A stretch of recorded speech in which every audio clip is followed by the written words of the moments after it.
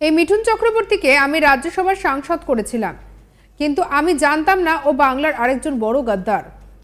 RSS অফিসে গিয়ে মাথা নিচু করে দিয়েছে শুধু নিজের ছেলেকে বাঁচানোর জন্য। আপনাদের মনে পড়ে ওর ছেলেকে ধরেছিল, সেই ভয়ে রাতারাতি গদ্দার চলে গেল মুম্বাইতে আরএসএস অফিসে গিয়ে বলছে যে আমি বিজেপির সেবক।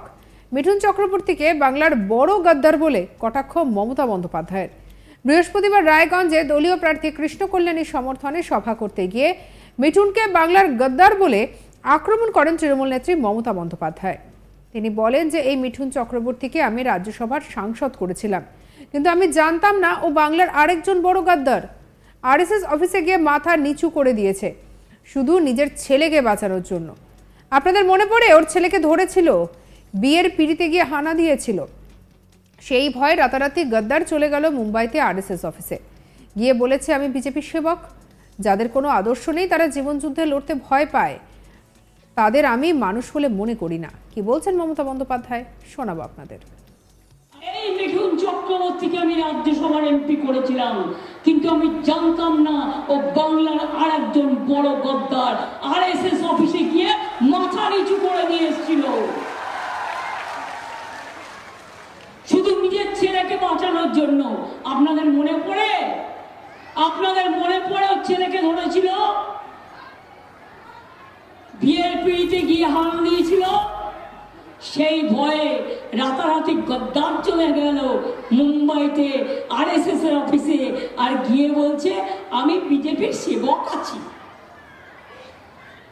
বল যারা দোয়াশরা, যাদের কোনো আদর্শ নেই, জীবনে যারা জীবন যুদ্ধে লড়তে ভয় পায়, তাদের আমি মানুষ বলে মনে করি না।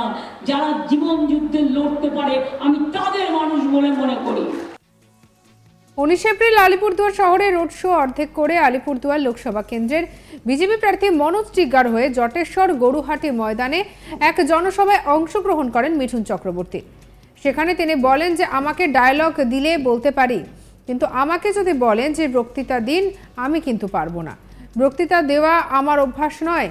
এই সরকার কত দুর্নীতি করেছে এই কথা কতবার শুনবেন? আমি শুধু একটা কথাই বলবো, এবার সময় এসেছে পরিবর্তনের। পরিবর্তনটা যদি না করেন তাহলে আগামী দিন খুব খারাপ। মিথ্যা প্রচার করে ভোট করবেন না। আমি একটাই কথা বলবো যে বিজেপিকে ভোট দিন, সুন্দর বাংলা আপনাদেরকে দান করব। এটাই মোদিজির গ্যারান্টি, আর কোনো রাস্তাই নেই। কি বলছেন মিঠুন চক্রবর্তী, শুনবো।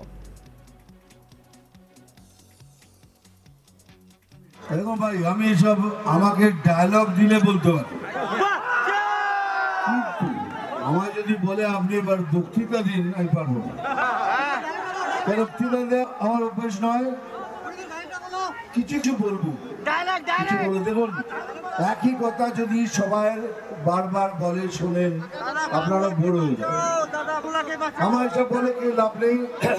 এই সরকার কি করেছে না করেছে, কত দুর্নীতি করেছে আমি বলবো না।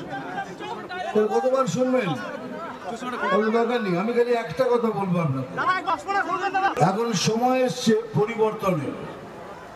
আর যদি এখন পরিবর্তন না করেন তাহলে আগের দিনটা আমাদের আরো খারাপ। কেন বলছি এটা? আমাদের এখন সব নতুন নতুন ভোটার্স এসছে, ছোট ছোট ছেলেরা, তাদের ভবিষ্যতের কথা ভাবুন। শুধু মিথ্যা প্রচারে, মিথ্যা কথা শুনে ভোট করবেন না। আমি একটাই কথা বলছি, আপনাদের শুনুন ভালো করে। বিজেপির 7 দিন, বিজেপিকে ভোট দিন। আমরা কথা দিচ্ছি যে সুন্দর বাংলা আপনাদের দান করব, প্রদান করব। এটাই মোদিজির গ্যারান্টি।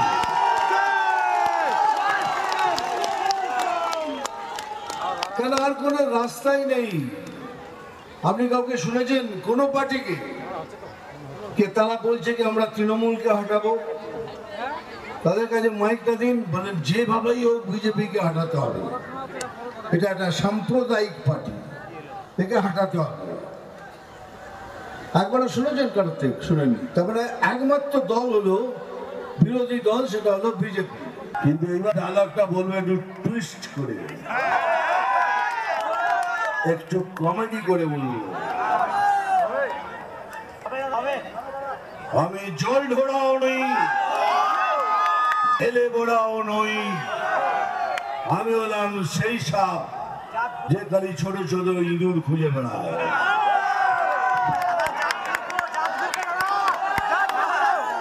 বুড়ো বলবো না, করে বলবো। এইবার এই ডায়লগটা ডেঞ্জারাস, ভালো করে শুন। ওইটা শুনছিস তো? মারবো এখানে। এইবার এটা শুন, দাদা চিমটি কাটবো এখানে আর জ্বলবে এখানে সেখানে তেখানে।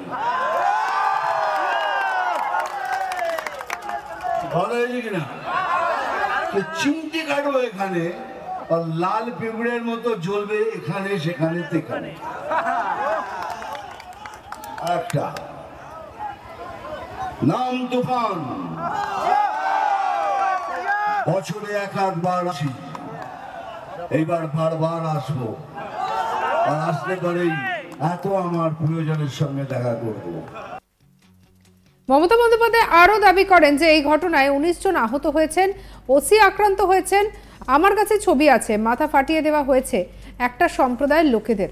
মমতা বন্দ্যোপাধ্যায়ের কথায় আমি কমিশনকে জিজ্ঞাসা করতেই পারি, রামনবমীর আগের দিন কেন ডিআইজিকে সরানো হলো মুর্শিদাবাদ থেকে? এই ঘটনা পরিকল্পনা করতে, মিলিটারি দিয়ে নিমন্ত্রণ করাতে? ওসি থেকে শুরু করে একটা কমিউনিটির ওপর আক্রমণ করা হয়েছে, অথচ দেখানো হয়েছে একটা কমিউনিটি আক্রমণ করেছে। এটা কেন হবে?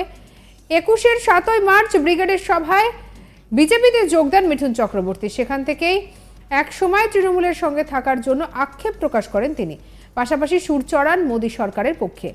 এর আগে অবশ্য তৃণমূলের মনোনয়ন রাজ্যসভার সাংসদ হয়েছিলেন তিনি। আর এদিকে 2014 সালে তৃণমূল কংগ্রেসের পক্ষ থেকে রাজ্যসভার সাংসদ নির্বাচিত হন মিঠুন চক্রবর্তী। কিন্তু সাংসদ নির্বাচিত হওয়ার পরেই সারদা চিটফান্ড কাণ্ডের নাম জড়ায় মিঠুনের। এরপর মেয়াদ শেষ হওয়ার অনেক আগে 2016 সালে সাংসদ হিসেবে পদত্যাগ করেন তিনি। আর এরপর থেকে তৃণমূল এবং মমতা বন্দ্যোপাধ্যায়ের সঙ্গে তার সম্পর্কের অবনতি ঘটতে শুরু করে। 2021 সালের বিধানসভা নির্বাচনের আগে আনুষ্ঠানিকভাবে বিজেপিতে যোগ দেন মিঠুন, যদিও ভোটে প্রতিদ্বন্দ্বিতা করেননি তিনি। এবারও লোকসভা নির্বাচনের প্রচারে বিজেপির তারকা প্রচারের তালিকায় রয়েছেন মিঠুন চক্রবর্তীর নাম। এদিন রায়গঞ্জের সভা থেকে আগাগোড়ায় বিজেপিকে তীব্র আক্রমণ শানিয়েছেন মমতা বন্দ্যোপাধ্যায়। মিথ্যে প্রতিশ্রুতি দেওয়ার অভিযোগে প্রধানমন্ত্রী নরেন্দ্র মোদীকে ভাওতাবাজ বলে কটাক্ষ করেন তিনি। পাশাপাশি মুখ্যমন্ত্রী অভিযোগ করেন, গোটা রাজ্যের মতো রায়গঞ্জেও বিজেপিকে সাহায্য করার জন্য প্রার্থী দিয়েছে কংগ্রেস। বাংলায় তৃণমূলের ইন্ডিয়া জোট বলেও দাবি করেন তিনি।